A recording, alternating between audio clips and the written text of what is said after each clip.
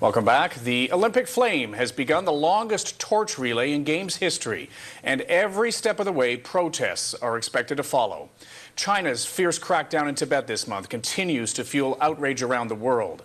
And as Global National's Mike Drolet explains, it's turning a powerful Olympic symbol into a focal point for protest. This was supposed to be China's day to shine for the world. Instead, another violent riot has stolen the spotlight. Hundreds of Tibetan protesters attempted to storm the Chinese consular office in Kathmandu, Nepal. They never had a chance, as police swinging riot sticks attacked the unarmed crowd, dragging protesters away and throwing them into vans. There was no chance of protesters stealing the show in Beijing.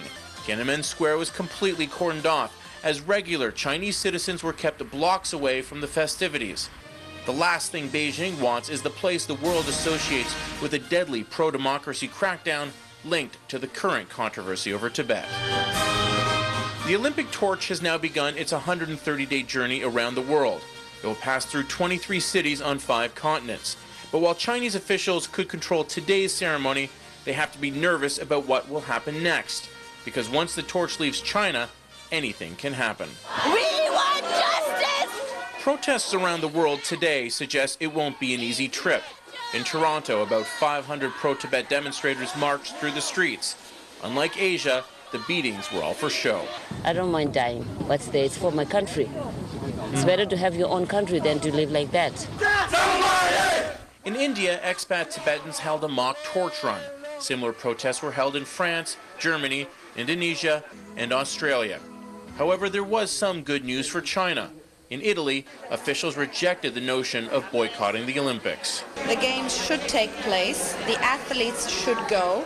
However, Italy, like many Western countries, is still considering boycotting the opening ceremonies unless the Chinese open a dialogue with the Dalai Lama. The Chinese were talking today.